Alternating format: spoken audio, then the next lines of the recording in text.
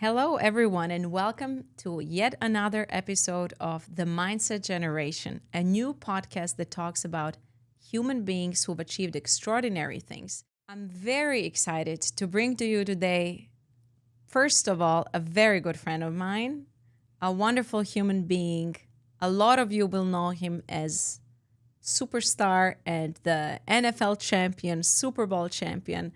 But what many of you will be very surprised to know is what a wonderful human being Robert Turbin is. He's nowadays known as a broadcaster. He's an investor, advisor to many companies. We will touch upon that as well. I'm so excited to welcome you to the podcast. Robert, hi. Hey, I really appreciate you being having me. This is really nice. This is a really nice setup. So cool. I'm honored to be one of your guests on this show and really excited to have a conversation. I'm so happy to have you here. So Robert flew in from Seattle this morning to Los Angeles. That's right. Thank you for doing that. Of We're course. happy to have you here. Yeah, Seattle's like a second home to me, as you already know. Yes. Uh-huh. So I would love to have this conversation between friends and talk to you about your life. You've been in the spotlight for many years as an amazing professional athlete. Not much is known so much about you as a human, the resilience and mindset you have. Are you excited to explore that? I am. It's been an interesting journey, and you know, I guess the older I've gotten and the more experience that I've gained, the more I've learned about other people's journeys and the parallels, you know, within those experiences. And I don't know, you get to a point where you become more open to sharing about all the great experiences you've had in your life, but also some of the challenging ones, because you feel that it'll impact somebody in a positive way. And I don't know, you can highlight all the great things, Super Bowl and everything like that, but there's nothing more important than finding a way to have an impact, you know, on someone else or the next generation. So I'm excited. That's beautiful. How are you today? I'm doing great. It's been it's been a busy couple weeks. I've been on a lot of airplanes, you know, racking up the air miles there, a lot of traveling, but it's kind of part of the gig. I was telling a good friend of mine in Seattle just last night, good friend of mine, JD Whitfield, we went to high school together, and he got into broadcast radio, went to Arizona State, graduated there, and so we became real close friends when I graduated from Utah State, and I went to Arizona to train for the combine before getting drafted. And so I hadn't seen him in a few years because, you know, schedules are busy, life happens. But, you know, I'd kind of been telling him about all the different things that have been going on in my life right now that are keeping me occupied. And I told him, I said, you know, I always tell folks I don't have any complaints because I remember praying for these days. I remember asking God specifically to be busy and doing this and doing another thing and having multiple activations on my calendar and schedule. And so when I think about it in hindsight, it's truly a blessing to kind of see where I am right now and still so much more to go. And you're so young. You're just 36 years old? That's it. Yeah. That's December right. 37? That's right. When I be That's right. 37, is so young and already such a full, exciting life. Yeah. Well, I've been fortunate, and I've had some really, really great mentors, great coaches, really good teachers, and some awesome friends along the way that have sort of helped me kind of get to this point. And so I appreciate the young man, you know, acknowledgement there, because if you ask my 9-year-old son, I'm old. So 36. Yeah. Young. If you ask the NFL, I'm old too. So I'll take young at 36. I like it. Yeah, take that, please.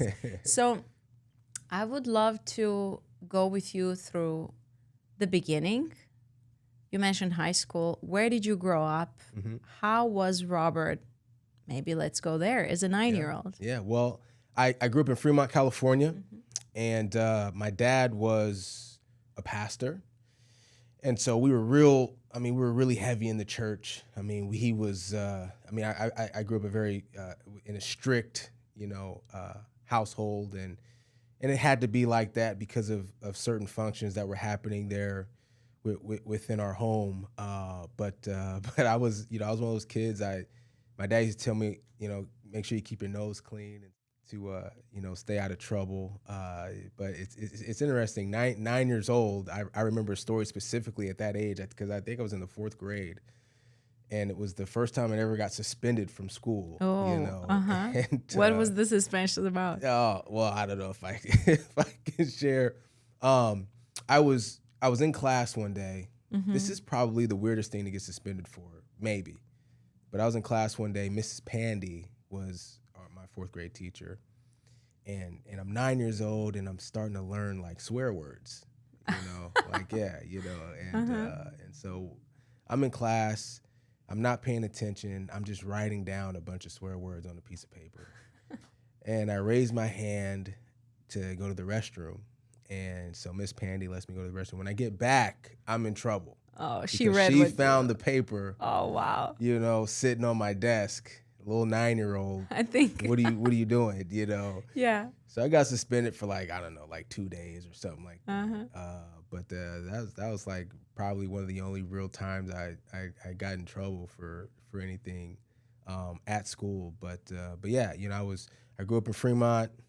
We were really heavy, in the church. I was just starting to play the drums at that time. My dad had always been a musician, so he started introducing me, to the music and everything like that. I played drums. And I wasn't any good at 9 years old, but I promise you I got better over a little bit of time. And I was the youngest of four. I had two older sisters and an older brother at that particular time. And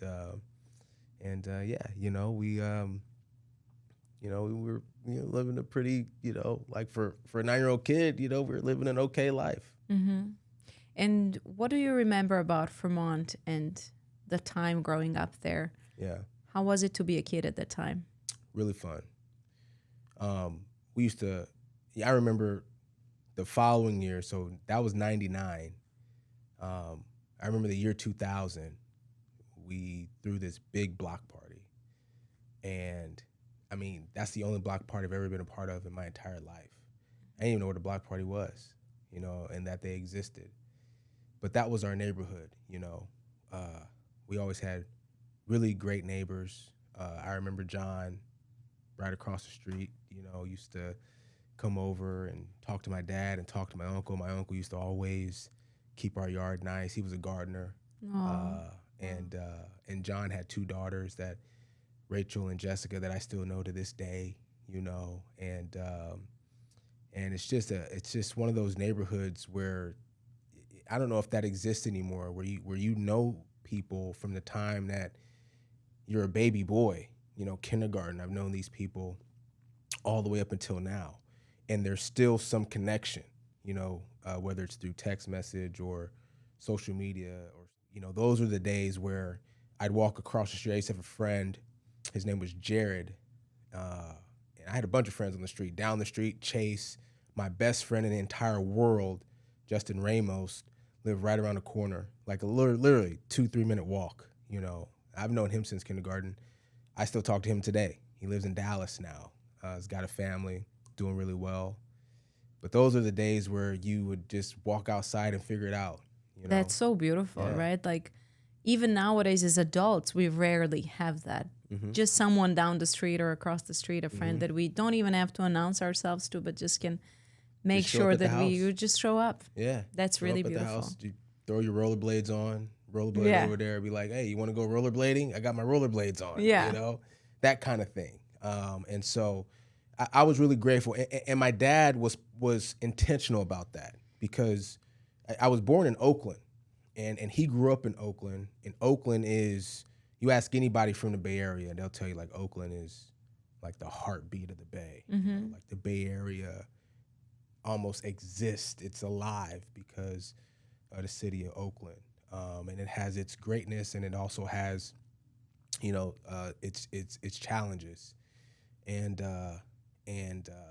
he wanted to kind of move us away from some of the challenging parts that Oakland, kind of came with. And so we're in Fremont, and the thing I love most about Fremont was its diversity.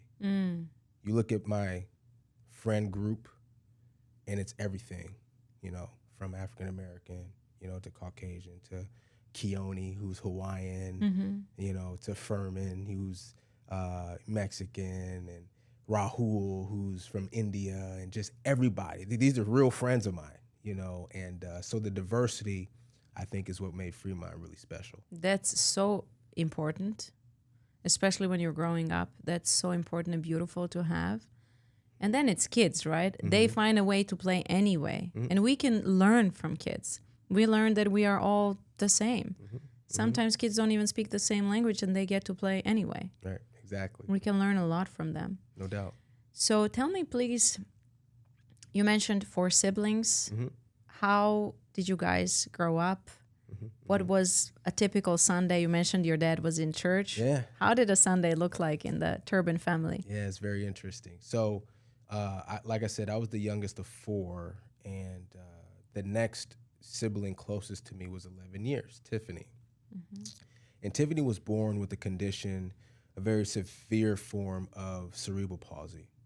And so, so for her life expectancy was only 5 years. My dad used to tell this story all the time. And the doctors gave him an ultimatum at the hospital and said, hey, she's probably not going to live very long. We can keep her so that you don't have to worry about having to take care of her in the day-to-day, or you can take her home and figure it out. But her cerebral palsy was so severe that she could only move her head side to side. She couldn't speak, and she couldn't move her limbs at all. Couldn't move her arms, couldn't move her legs.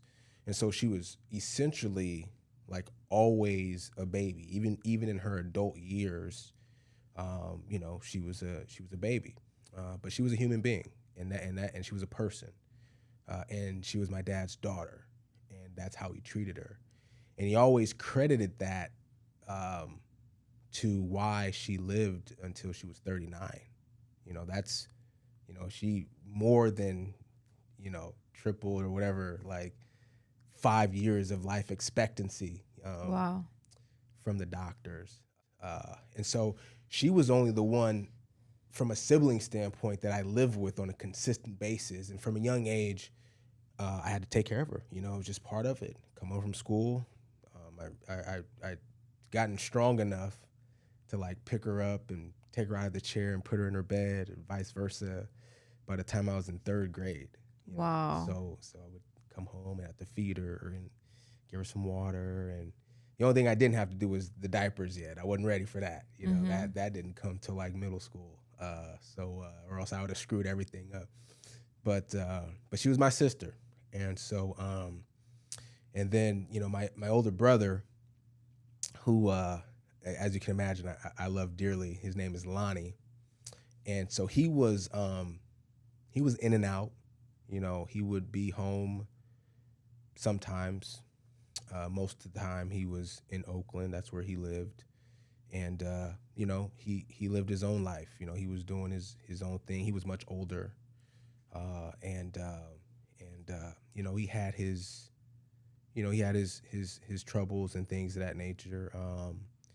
But he was my brother, at the end of the day. And when he was around, it was like, he could barely go to the bathroom without me like following him. Aww, that's like, so sweet. I would go everywhere with him. That's when you have an older sibling you love. Right. You just want to be with them all the time. All the time. I was also following my older sister everywhere. Yeah. Where she goes, I follow. No doubt. Yeah. No doubt. And so, just like any older brother would do with his younger brother, we would wrestle and do all the things, and he used to have to like wrestle. He used to have to like get on his knees because I was so young. Oh. He was so much older. What was the age difference? So you got my sister Tiffany's 11 years, and then Lonnie was 15 years older than me. Yeah, so I'm an 8-year-old kid. He's 23 years old. So he had to like get on his knees and like, so we're like the same height, and it, like I'm like The Rock, and he can be like Hulk Hogan or something. I don't know. And so I love my brother, but he was in and out. And then my oldest sister Trina, She actually, by the time I was 6 years old, had passed away, and so she was. She's really special and a huge part of my motivation because the older I got, the more stories I heard about how she was my primary caretaker.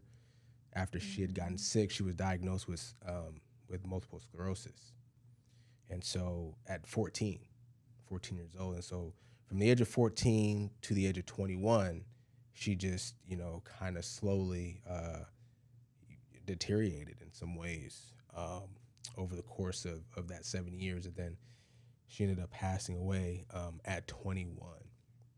And so when I talk about the struggles of some of the things that were going on in our house, and particularly with my older brother, my older sister were like, they were like one. And so when he lost that piece, I don't know if he knew how to handle that the right way. And so, I'm the young kid, and I'm looking at all of these things, and I don't understand it all yet, but I feel something. And I just knew, even at 8 and 9 and 10, that I was going to be somebody that could maybe help mend whatever some of these struggles were, within our household. Wow, that's a lot for an 8-year-old. Yeah, it was, I was exposed to quite a bit at a young age, being a caretaker, being around some, drugs and paraphernalia and things of that nature. The one constant rock was my dad. That's the funny part. It's almost like Ronald, he was, right? Ron. He was almost oblivious to. I always wondered, when I got older, I'm like, I wonder if my dad knew what was going on. Yeah. Because he worked. My dad was like your typical blue collar black, back when blue collar existed. I know a lot of people say blue collar doesn't exist anymore, but that's a joke. But anyway, your typical blue collar, worked down in San Jose at the Chevron headquarters. Mm-hmm. He was one of the head mechanics. He oversaw all the big rigs that you would see on these long trips from California to Nevada and Arizona and Texas and all of these things. And if one broke down, he used to have to get up and drive. Wow. I've seen him many, many, many times have to leave the house at 2 a.m., drive to the middle of nowhere on the way to Reno, Nevada or something like that, or Las Vegas, and go fix the truck so that the driver can continue on. Then he'd come back home. But he was your typical up at 4:30, out of the house at 5, back home at 10 o'clock, 11 o'clock, food's in the microwave kind of thing, and did the thing over again the next day. And so throughout that window of time, there's some stuff going on at the house, that is kind of crazy, but all of it was just more of a learning experience. And my dad used to tell me, and I think he knew, because he's an adult, here I am, a kid, he's got so much experience at that time, and he used to always tell me that there's always 2 ways you can react to, any situation, and you can use it to drive you, or you can use it to allow you to fall apart. And I always chose the drive. I always chose to drive because my dad deserved somebody. He was too good of a father for all 4 of his kids to not have the opportunity to be successful, So you can't control someone passing away. You can't control the way someone is born. And, with my older brother, he was heartbroken and was unable to recover from that. And so he, used other methods to try to cope. And, even as a father, it's tough to control that. Coping with loss looks different for different people. Exactly. And so it's a coping mechanism. Mm-hmm. Yeah. no doubt about it. And so then there was me, and I just kept looking at all of this mess per se that was going on, and the one stable person still went to church every Sunday, would go to choir rehearsal on Thursday, would go to Bible study on Wednesday. Like, he was just so committed to his roles, you know. And I said, I just can't fail for him. I can't fail for him. And that was the driving factor, and it still is for me today. You've had quite a journey, and I'm sure your father is proud, and you share sometimes on social media and conversations the love that you have and respect for your father, and attribute a lot of your success to him. I do, yeah. He just kept me on the right path, and he had a way of giving me advice without like lecturing me or like making it seem like it was advice. Talk about that, please. Yeah, he just I'd come home from hanging out with some friends, or I'd have friends at the house, and we'd play video games or whatever we're doing, and then you know, everybody would leave, and he used to love to play solitaire. You know, wow. For those of you who do not know, this was the game back in the day, solitaire.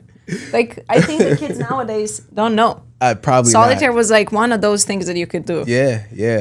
He used to love to play solitaire. And so he'd just say, how was it? You know, I'm like, oh, yeah, we had a good time. He said, hey, well, you know, be careful who you hang out with. And he would just leave it at that. You know, say little, but right. You know, it stays with you. Yeah, and I'm like, and you're like, what does that mean? What does that mean? Yeah. Like, what are you trying to say? You know, what are you trying to say? And he would let me in that way figure those pieces out on my own, and use my own sort of vibe and energy to kind of figure out, you know, those. You know, what he was trying to say, and I guess to choose the right path in life. I'm so excited to have this chance to talk to you, because that's the reason why I'm doing this podcast. You never know who needs to hear what. And nowadays we have algorithm, right? So I feel like things are delivered to you when you need to hear them, but also there's someone who's listening to this who might be going through something similar.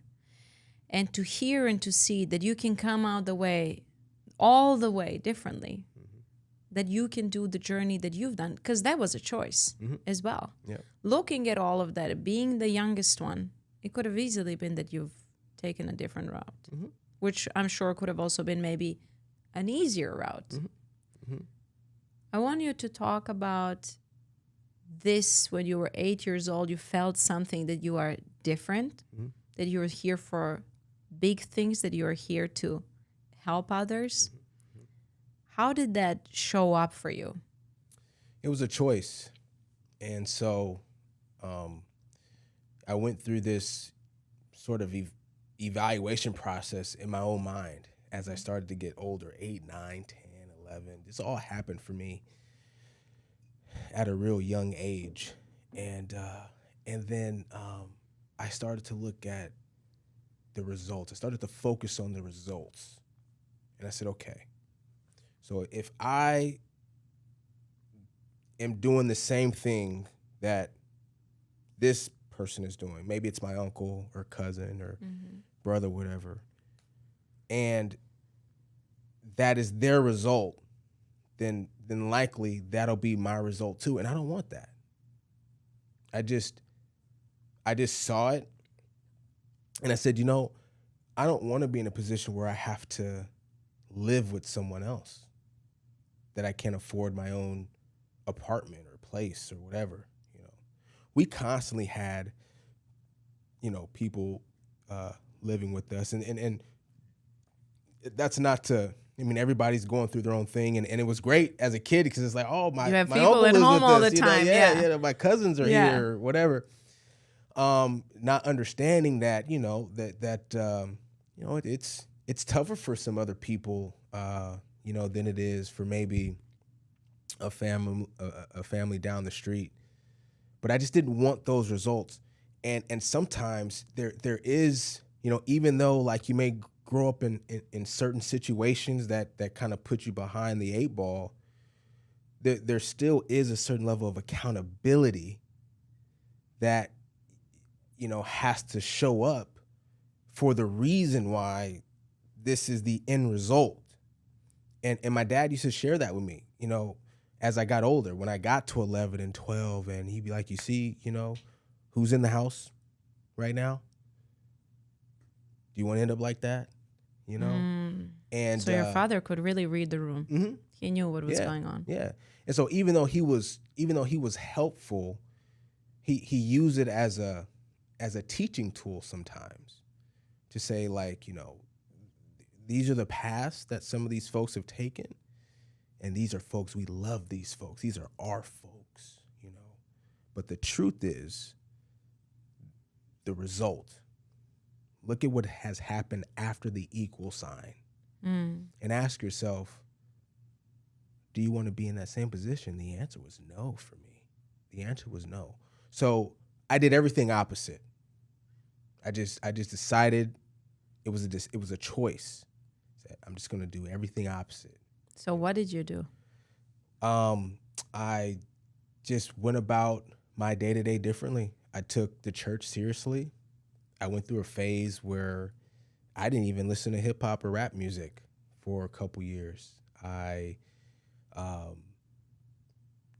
First time I ever smoked weed, I was 12, and one day I said, I'm not doing that, and I never did it, again, all the way through high school, college, because I wanted to be opposite of what, now, whatever. I mean, people, whatever, recreationally, especially now, it's like, the laws are different. Yes. When it comes, but I'm just talking about my experience and the results of those who were just so involved in that life.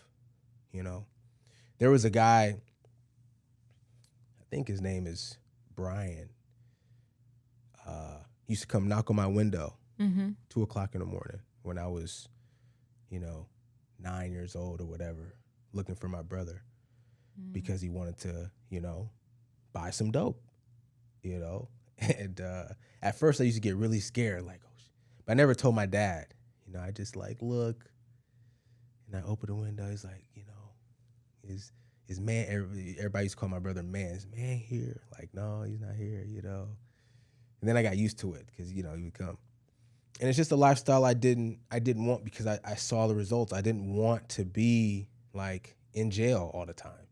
I didn't, I just didn't want those results that I was seeing from folks who made some of those types of decisions in their life. I wanted to be different. And my dad told me one of the things that really sticks with me that my dad told me, because it is a hard choice, because what happens is you start to get judged. People start calling you fake, like your friends, because you are then standing out. You're not doing what everybody else is doing. Exactly. I'm not amongst the crowd, right? And my dad used to tell me, don't be afraid to be different. And that always stuck with me. Don't be afraid to be different. It's easy to be like everybody else. It's easy to do what everybody else is doing. It's hard to go away from the fray and do your own thing. It's hard to do that. It's hard to do that. People are going to talk shit. They're going to just, you know what I mean? And they did, And but I'm always grateful that he told me that, because it came from him, and it gave me kind of the strength to endure, through some of that uncomfortability that happened once I made that choice. I just didn't want the same result. And I wanted my dad to have something that he could be proud of when it came to his children. Why was that so important for you? Because he was unlucky, I felt like. And he did everything right, to me. Now, was he a perfect human being? Of course not. None of us are. But like someone was always living with us my entire life. He was always helping someone. You need a place to stay? Come live with us. And sometimes it'd be for like 3 years. Wow. You know? Yeah. Like it wasn't like, oh, like a week. No, Yeah. they were there for a long time. Long time. My auntie, you know, lived with us from the time I was in kindergarten to 4th grade, which I love because, you know, me and my cousin, that's my boy, that's my dog. You know, we're like this. We're like inseparable, you know. And then she finally went off and got her own place out in Stockton, which was like an hour and a half away from where we lived. And then shortly after that, someone else, you know, moved in. My uncle. So he always helped others. My uncle lived with us from the time I was in 3rd grade all the way till I graduated high school. What do you think drove your father to help other human beings? That's just who he was. You know, I think part of it was his ministry, being a pastor, and, you know, what would Jesus do? And just the Bible always talks about helping others. And he made it a priority. He didn't want anything back. He was often taken advantage of, whether it was loaning money or whatever the case may be. But I don't think he cared about any of that, because I don't. You know, it's just about how you make the next person feel. You know, when you're able to serve, when you're able to lend out a helping hand, that's what it was all about, you know. So I saw him just do this constantly. I saw him work at Chevron forever. He was at Chevron for like 50 years. 50 years, yes. Wow. He was at the same company yeah. to this day. When I get gas, I will bypass Shell and 76 and Valero and whatever just to go to Chevron. That's the only place I go get Chevron, gas please sponsor Yeah, Robert. you know, I do need a sponsor. That's actually a good idea. They should sponsor you after sponsor this. me, actually, they should. I go to Chevron my entire life, 100% of the time. The only time I've ever gone to another gas station is in an emergency situation. Mm-hmm. That's it. And so I saw him do that. My dad never, as long as the games were on a Friday, Saturday, or Sunday, he never missed a game. He never missed a game. What sport? Football, never missed. Mm-hmm. Baseball, never missed, because the games were always on the weekends. Basketball, up until high school, never missed. High school, you play during the week. It's hard to get to those games. Mm-hmm. He never missed a game. He never missed a game. And so it's just like, he never missed church ever. Sunday, Wednesday, Thursday. I think he used to go to prayer meetings on Monday too. And he's in San Jose. San Jose to Oakland that's deep. So much to learn from a person like that, right? Yeah. He was the strongest person I know. And so that's why. When he asked me why, that's why. I'm looking at this. I'm just looking at everything in totality as a young boy. And I'm saying, man, you know, fuck that. You know, I'm not going to be like everybody else. And I'll make sure my dad has something that he can be proud of, you know, in this family. Because he was just unlucky. You know, Trina, he can't control her getting sick. You know, can't control that. You can't control a broken heart. You know, I can't tell you how many times my dad bailed my brother out of jail, put money on his books, picked him up off the street. I even did it when I got older, you know? And it's just, you know, at some point, all you can do is just like love, you know, that's it. And he did that. He did. He never, he come to the house at a random night, 3 a.m. That was his house forever. So what?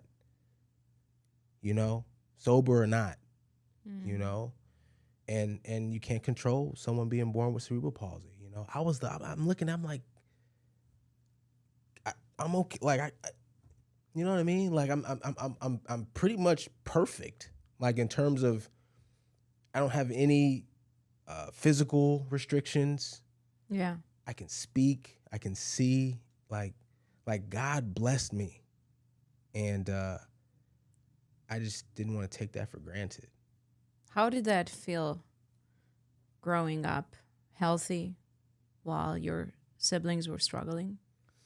I don't know if I had a complete understanding of that because everything around me I thought was normal. Tiffany having cerebral palsy, the drugs that I saw in the house, the balloons under the couch, or What are balloons? balloons are you'll use little mini balloons for a certain type of drug that you use, and so any other paraphernalia, it's just like all that was normal. I remember in high school one time. Oh man, I remember high school. So we used to have this class. I forget which class it was, and when we would go to class, we would talk about our weekend. What'd you do this weekend? That was like how we would start our Monday, So one weekend in high school, I had gone fishing with my cousin, and so my older cousin. This is like my cousin that was real tight with my brother. They were the same age, So we go fishing, but we had to make along the weekend. We had to make a pit stop to, make a transaction. We had to make a transaction. We had to stop in the town, make a transaction. And I came with him because I was with him. I was just, I didn't know. I thought we were going fishing. We had to do something real quick. And so we come back on Monday, and so Rob, how was your week? I'm like, it was good. I linked up with my cousin. We went fishing. We stopped in Oakland and made a drug deal. And we, and the look on everybody's faces, like I tried to say it like a by the way thing. Yeah, I was trying to say it like in a joking way. And did not land well. It did not land well at all. Like I had to really backstep on that like hardcore. But I was just playing, oops. Guys. I promise. Like I was just kidding, And it was like I honestly, I couldn't believe how shocked everybody else was. But that was kind of the first time, I think I was a junior in high school. That was kind of the first time where I'm like, oh, my situation is abnormal to the community, actually. Like, I thought this was normal shit. I thought this was just like, I've been seeing this. I'm a junior now, high school. I've been seeing this shit forever. That's the life Yeah. Yeah, that's that's your life, yeah. And I always tell people, I say, Fremont is kind of funny. Fremont was safer on the outside when I left the house than it was, inside. Inside was like, I don't know, like it was like hood inside and it was like suburban on the outside kind of thing. I used to joke about that. But yeah, it was like the first time I'm like, man, like this is not made normal. You think, yeah. Wow. I gotta be cool. I gotta measure. And what about the love of sports? When did that come around in your life? From day one. 8 years old, I started playing baseball. 9 years old, I started playing basketball. 10 years old was the first time I started playing football. I've loved sports my entire life, forever. I always loved PE. My PE teacher, from the time I was in kindergarten all the way through 6th grade, was Mr. Rackages. I couldn't wait. And I know that's cliche because it's PE, but I actually enjoyed like wall ball and tetherball and kickball and like whatever sport we were doing. Like that's what I looked forward to. Like I was like, yes, except for when we had to run the mile. That was not my thing. I was a sprinter. You know what I mean? But other than that, man, my love for sports had been there forever. And it's funny because I can't remember how old I was when I found out my dad used to be a professional roller derby skater. Wow. Yeah. I was like, what? First of all, what a life he's lived. I know. Wow. I know. And even the story behind it, because back then in the 70s and 80s, you had to be 21 to be a professional roller derby skater. He lied his way into it and was skating at 18. Wow. He was skating at 18 and dominating. They used to call him Spider. That was his nickname. I'm like, that's kind of a weak nickname, you know. I told him, I was like, it's compared to Turbo. That's kind of. I'm like, I don't know, but yeah, he was and he was in the movie Rollerball, 1985. He was one of the teammates on the roller derby team. I said, what? How good? Oh, must have been so good. He was good. He won Rookie of the Year in whatever year that was that he was a rookie. And you know, he had a really good career. Like, yeah, I was shy. I couldn't believe it. I was like, what? Why didn't you tell me this? Yeah. You know? And then you became a professional athlete yourself. I did. How did that come about? Tell me about that journey to NFL, to starting to play professionally, going away from doing it recreationally to doing it for a living. Yeah. I just always loved sports. Baseball was my first love because I was an A's fan and I was a Ricky Henderson fan. He was my favorite player. And I was all about speed, you know, when I was young, you know. So it's like, if you were fast, likely you were one of my favorite players. Ricky Henderson always stole bases because he was too fast. And so I wanted to be a baseball player. My uncle played baseball at University of Cal. And his career ended because of a bad shoulder injury. But I remember my first year playing baseball, he coached me, which was a really special time. That's so special, yeah. And so that's how things got sort of kick-started. And it was young, 8 years old. I'm like, I'm going to be in the Major League Baseball one day, you know.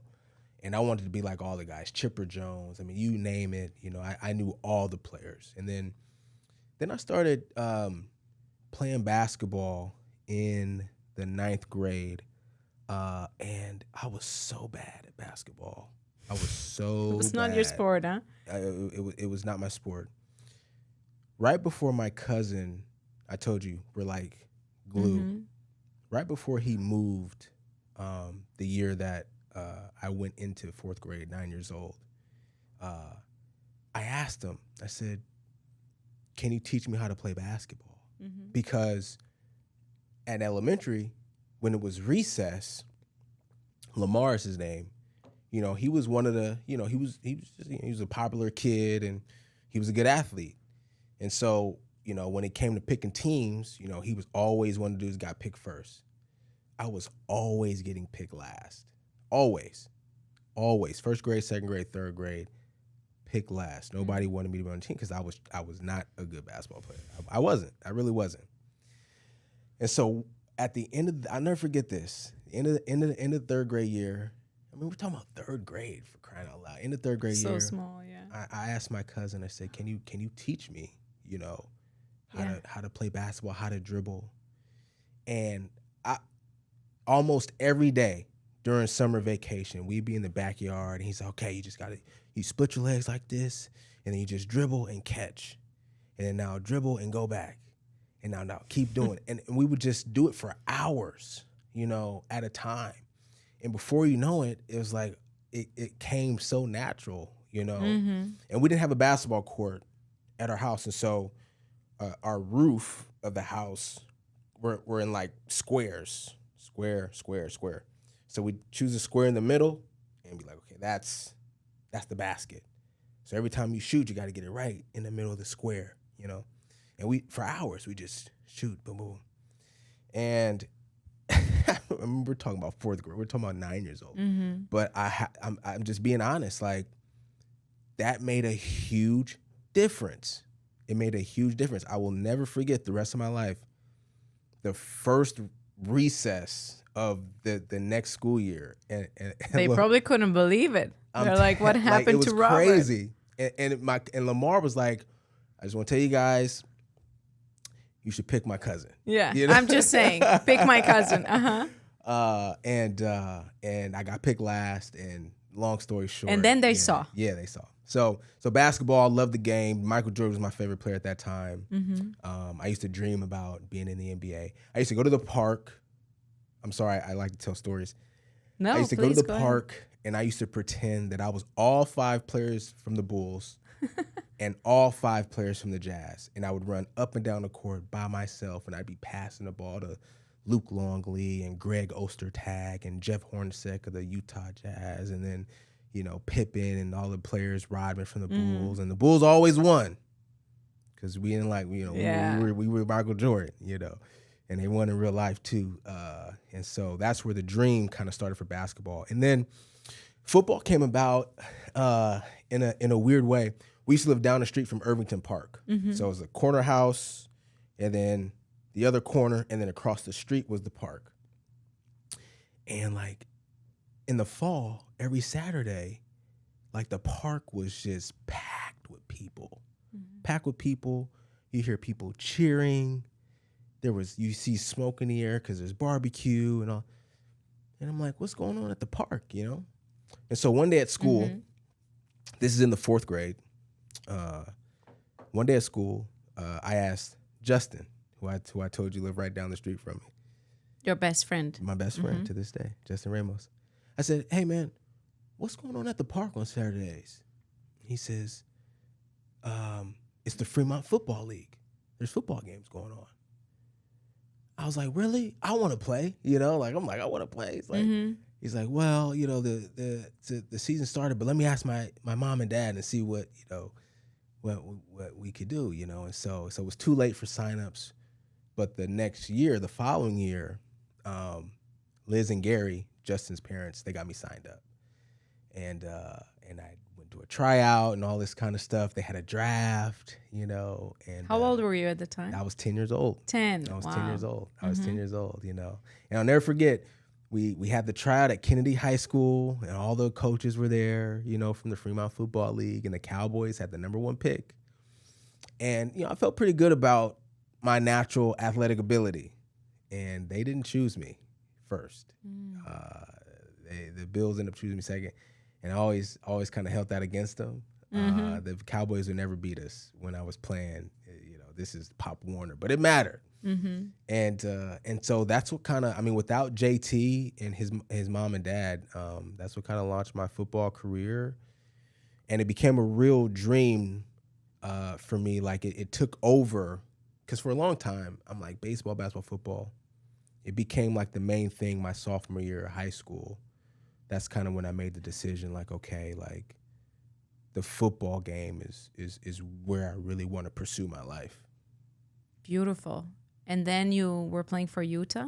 I went to Utah State. Right. I got a scholarship there, Interesting story.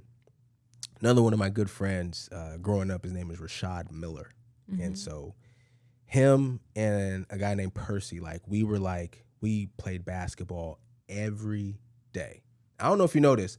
Back in the day, when you went to school, when you got dressed, you wore basketball shorts under your jeans because you already knew. Can be ready. You already knew what time it was. Yeah. When school's out, we straight to the courts and we hooping. This was every day. This wasn't like Mondays and Fridays. This was every day. Me, Rashad, Percy. Where we going? We hooping.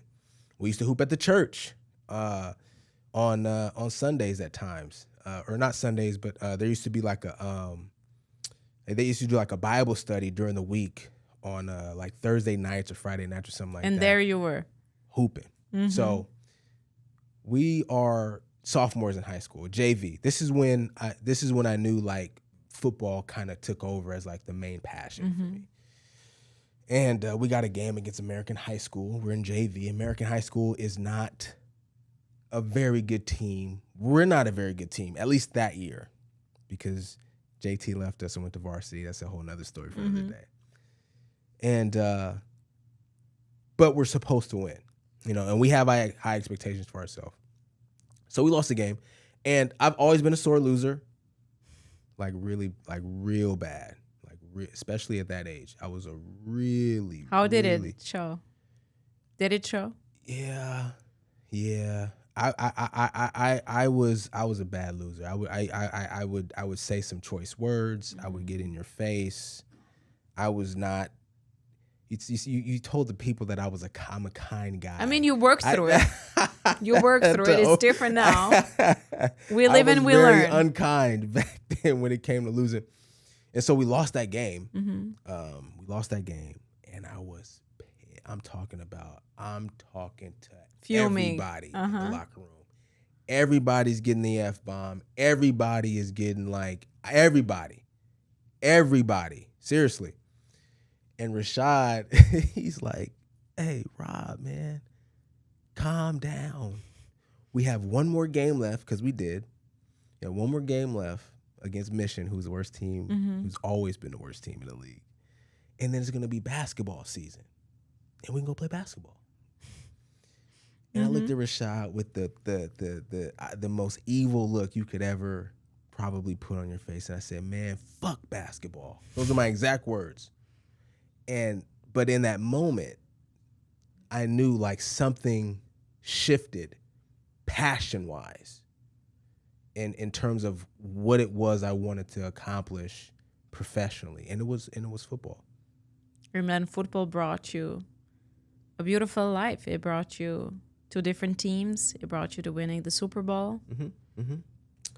My experience as a professional was it's just hard to even put in words the dream come true that it was. Was it perfect? No. There are certainly some things that you have to learn along the way, because it is a business. It's not always flowers and sunshine. But I was fortunate to be a part of a team that won the Super Bowl, and I've got some really, really strong relationships.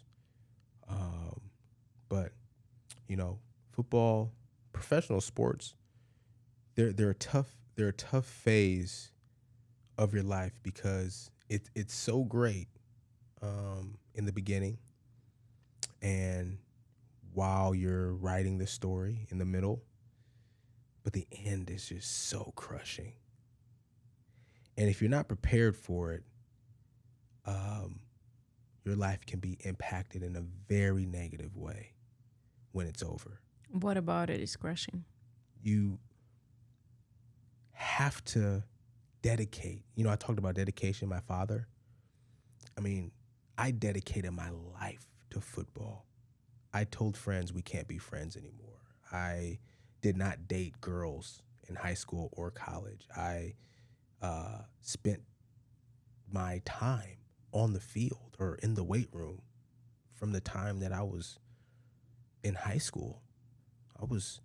I didn't come home during breaks in college. I didn't go home during those times. I stayed and trained and worked out, and I wanted to be the best, but not realizing at 17 and 18 and this is it's going to be over. You don't think about the end. It has expiration date. 100% of the guys. So what do you wish you knew back then? If someone is watching who's in that time in their life right now? It's definitely that. It's definitely and it's interesting, because now that I've got the experience that I have now, I've been able to meet other professionals, dentists, and professionals in tech that have transitioned from something that they were doing for 30 years, and how difficult it was for them, because so much of their life was soaked into that thing, It becomes your identity. And that would be the advice that I would give myself, which would be to not make it your identity, not make it who you are. This podcast is all about who you are, the person, Robert Turbin, not Robert Turbin, the football player. And Robert Turbin, the football player, was the thing that existed most of the first half of my life. Well, maybe not the first half of it, but at least my adolescent life and young adult life. Everything was centered around the game of football in a positive way, because I made. You gave everything. Yeah, I think I made smart decisions because I didn't want it to impact right? My career, but also in a negative way because I didn't involve myself in something else that had more longevity, that I had passion for. And right now, today, you are an investor, advisor. You have expanded your career in so many different ways beyond professional sports. Yes, Can you that's tell right. us more about that? Yeah, absolutely. I'm sure a lot of people are asking, what is Robert doing today? Where is he? Where can they find you? Yeah, well, I'm color commentating for CBS, which was just an incredible opportunity that came my way just a few years ago, and so I'm grateful because I've found something in that wakes me up in the morning and keeps me up late at night in a good way, because I want to explore more. I want to watch more tape. I want to study the game more. It keeps me involved, and so I'm doing that. I'm running an organization in Seattle as an executive director while simultaneously getting my MBA at Indiana University. These opportunities are preparing me for some of the things that I want to do down the road, which would be in sports business, whether it be front office or ownership. I'm a co-founder of my own company, Bell and Creative, where we're a promotional branding company, and I've got a couple investments in some land and some small businesses and stuff like that. And so, Fun fact that you're a lord as well in England. Yeah, that's right. Yes, That's right. Robert is a lord in England. Yeah. Lord Turbin. They got a little Lord piece Turbin. of property and in Cumbria, England, and I got the certificate that says Lord Robert James Turbin. I'm like, I'm wow, sure that's framed at a special place. And no doubt, no doubt about it. And how I got to this point wasn't a straight line. I had some pitfalls. Leaving the game and transitioning was very difficult, but I've been blessed with some really good friends and colleagues. I had great mentorship. I went to therapy and was able to speak amongst other former ball players who were going through a similar transition and some similar difficulties. And had it not been for a culmination of those people, I don't know if I would be here with you today. And one of the reasons why I appreciate the city of Seattle so much is because that community, I don't know if I've ever been a part of a community that wants to see you win more. That's exciting. It's as simple as that. Beautiful. What do you want to do? You want to do this? Oh, I got a connection for you. Bam. You want to do that? Oh, you know what? I just spoke to someone about this the other day. And they're open to connect you. That's beautiful. All the time. That's beautiful. All the time. So I'm grateful for that. What a journey you've had. What a journey in life. And thank you for sharing so many inspirational stories and for exciting our viewers that even when it's so hard and tough and you might feel that everything is hard, you can still choose, as your dad would tell you, be careful who you're friends with. Just be mindful that things are a choice. Everything is a choice, and the way you look at life is a choice. I'm glad you said that, because that's really that's the lesson in it. The whole thing, everything that I just discussed today, that's the whole point, is you wake up every day with a choice. If you have a choice, like if you have the freedom to choose, you get to do that. Before I let you go, I would love to do a quick rapid fire with you. Okay. Just like 5 questions. Yeah. Let's do a quick one. Okay. Book that changed your life. Ooh, The Seat of the Soul? The Seat of the Soul. Oh, Gary Zukav. Yep. I love that book. Amazing. Favorite way to spend a free hour? Oh, wow. Favorite way to spend a free hour? If you have a free hour nowadays. Yeah, no.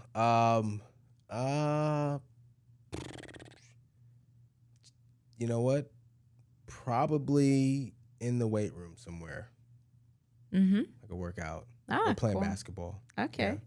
Exciting. Is there a question you wish I asked you today? No. You ask great questions. Maybe my favorite color. It's burgundy. What's one thing you're currently learning? One thing I'm currently learning right now is honestly how to manage a board of directors from a business standpoint, and how to properly sort of construct a team at that level so that we're positioned to check the boxes on the goals that we have. It can be a little bit of a challenge and a confusing thing there. It's a journey. I'm sure doubt. you'll get there. You have all the right people around you. Mm-hmm. Favorite quote for the end? Oh my goodness. My favorite quote. Gosh. Every time I took a loss, I bounced back, kept grinding. That's Nipsey Hussle. Beautiful. That's Robert Turbin for you guys. Robert, thank you so much. Thank you for the trust that you put in me to interview you on things that you have not so often spoken about. And thank you for letting our audience get to know you in a different light, and for sharing your very, very inspiring story that is a definition for me of resilience and discipline. I appreciate it. Thank you. Thank you to our viewers for tuning in to yet another episode. This was Robert Turbin. Stay tuned for the next time. Until then, subscribe and share this with your loved ones and with whomever you think needs to hear this great conversation.